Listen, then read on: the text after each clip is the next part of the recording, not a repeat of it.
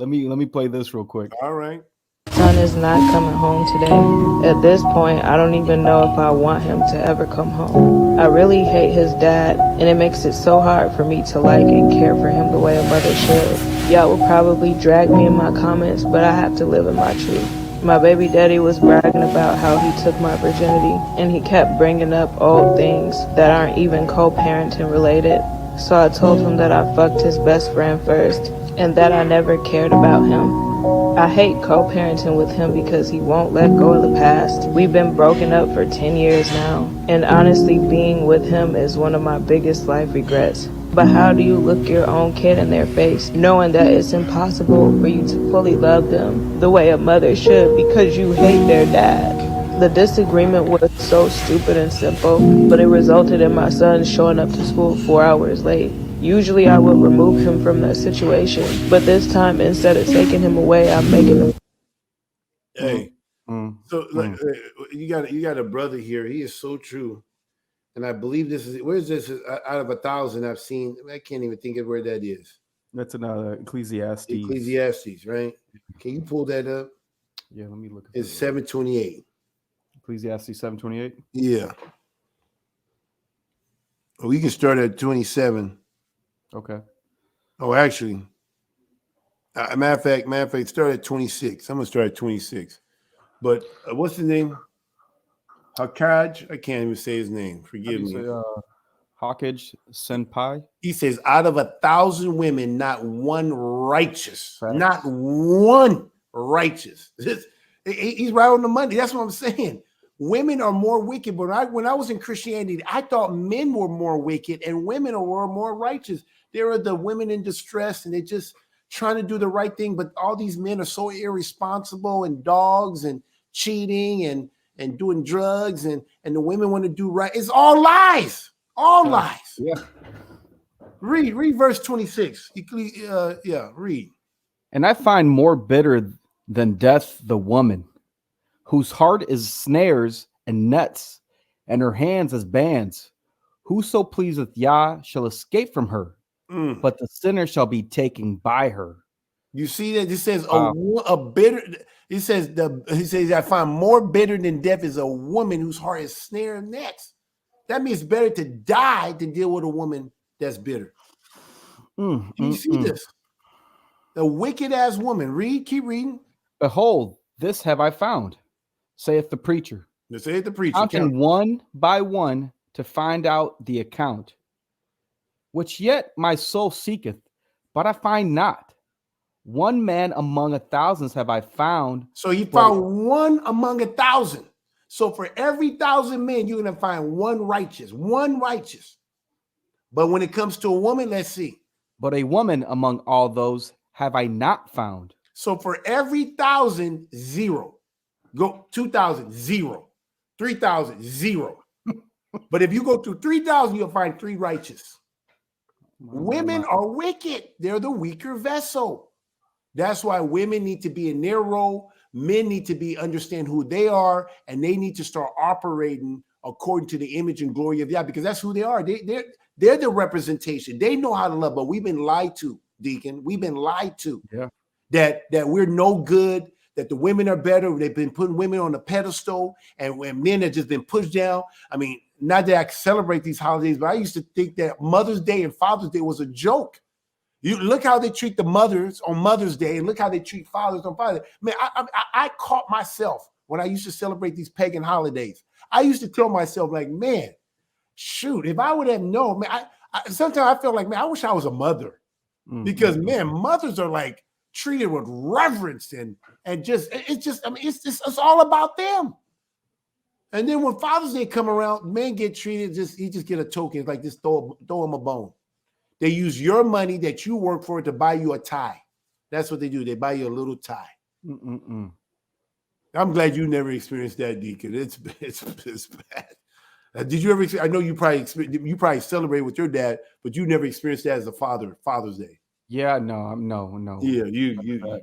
I know that at least I do remember in my dad's first marriage with my biological mother, because of our culture, if we did do it, which I can't even remember if we really even did Father or Mother's Day. You know what I mean? But if we did do it, I do remember that it was definitely more focused on the father, and then in Oh, his in your next culture. marriage, in the next marriage that he had Okay. with an American woman, oh, but Mother's Day was the Oh, thing, man. You know, you had if mama ain't man. happy, ain't nobody happy Man, type of. all the restaurants in Wisconsin, I'm talking about, is packed. It is packed. I mean, I'm talking about, but Father's Day is like you would think it's freaking a vacation. I mean, it's just a normal day. You wouldn't even know it's a Father's Day. I tell you, it's utterly amazing. Anyway, let's go to the next video. But you can see this woman right here admitted, and a lot of women, mama babies or mama daddies or whatever they call this day. What they call it? What they call this woman? My baby's father. Baby mama, My baby mama, baby's mama. Yeah, my baby's mama. A lot of baby baby daddy, mamas, baby mama, yeah. right? This is how they be acting. They hate the man so much that hate ends up being the children experience the brunt of that woman's hate for that man. I think about my children. People, and especially in Christianity, they think. I mean, I guess they make it seem like my ex-wife loves my children, and I know she hates them. I know deep down she hates them. You know how you know? By the manifestation of the things that she's done to them, broken up the home, spread them across the United States, one in the East Coast, one here in the Central, the rest in the West Coast, broken it up. Yeah. Didn't even care about. I was talking to a lady here and talking about. I remember our next door neighbors behind us. They got to a divorce. The guy was an alcoholic, had anger issues. He may have had a good reason now that I think about it. When I really think about it, he may have had a good reason. But even though they fought and they had money, but they fought, the woman bought a house literally around the corner. They hated each other, but she bought a house around the corner so that the children could just go around the corner and be with her when it's her time, be with the children, and try to keep it as stable as they possibly could. They used to come right here in our backyard play. And I was thinking like, wow. And I wasn't even anything close to that man. And guess what? I'm completely, the children have been completely cut off from me. Completely. That's okay.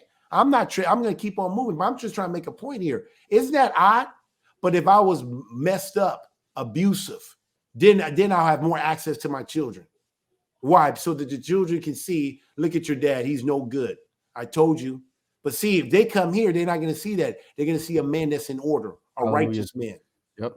Has his house in order. So we can't see you seeing your father in a good light. So we're going to completely keep you away from your father. The more righteous a man is, if the man is really good, they're going to completely keep that man outside, away from that father, so the woman can look good.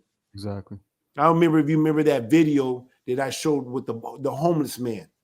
The homeless man and the woman restored the daughter to her father when he was a bum. That's what a lot of women want to see their men as bums.